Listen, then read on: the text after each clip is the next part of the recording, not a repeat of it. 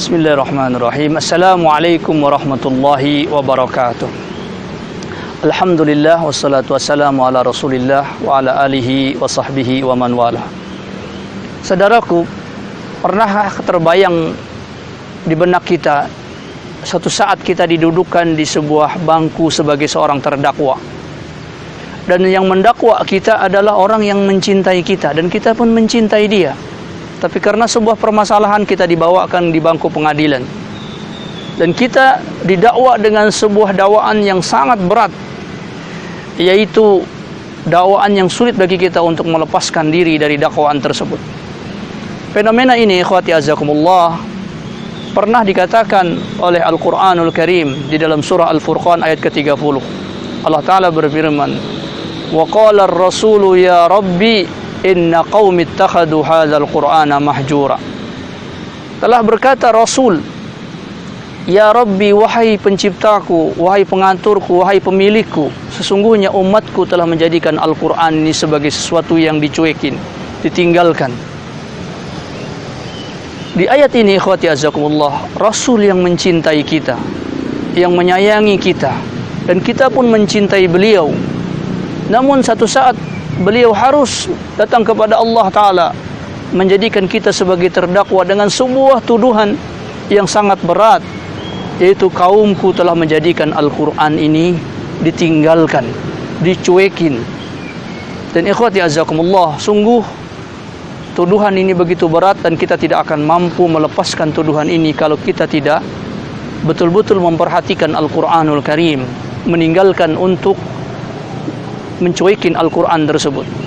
Al-Imam Ibnul Qayyim Al-Jauziyah di dalam kitab beliau Al-Fawaid menyebutkan ada 4 fenomena di mana seseorang meninggalkan Al-Quranul Karim. Yang pertama, kata beliau, adalah hajrut tilawah, yaitu meninggalkan membaca Al-Quran. Kalau kita lihat fenomena di dalam kehidupan kita, ikhwati azakumullah, betapa banyak hari-hari kita lewat tanpa membaca Al-Quran. Terkadang kita membaca selembar, 2 lembar, kemudian kita sudah begitu bosannya.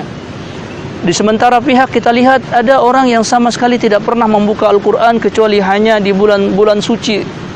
Di bulan Ramadan mereka menghantamkan Al-Quran, lepas Ramadan maka Al-Quran pun tidak lagi mereka pernah buka.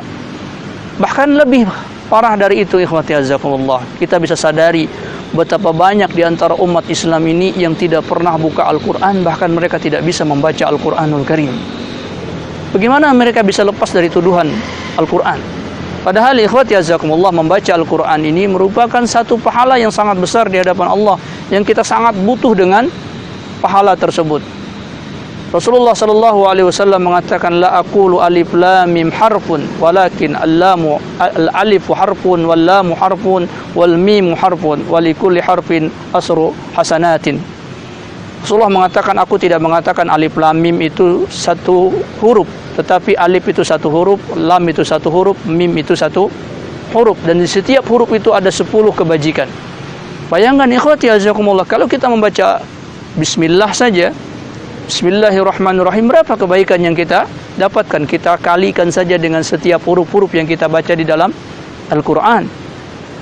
Rasulullah SAW pun pernah mengatakan bahwa membaca Al-Quran ini merupakan satu amalan yang akan membela kita di akhirat kelak. Rasulullah SAW mengatakan, "Iqra'ul Qur'ana fa innahu ya'ti yaumal qiyamah syafi'an li ashabihi." Bacalah Al-Quran karena dia akan datang sebagai penolong di hari kiamat kelak.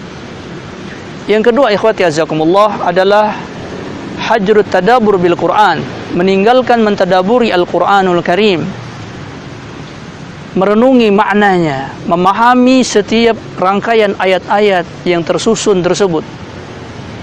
Sebab ikhwati azakumullah, Al-Quran bukan hanya sebuah kitab yang dibaca, tetapi dia petunjuk, dan kita tidak akan mampu menggali petunjuk tersebut kalau kita tidak mentadaburi Al-Quranul Karim.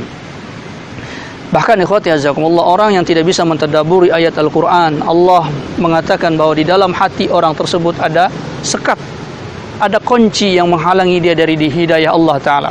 Allah Ta'ala berfirman, "Afala yatadabbaruna al-Qur'an am ala qulubin aqfaluha." Kenapa mereka tidak bisa? Kenapa kalian tidak bisa mentadaburi ayat Al-Quran?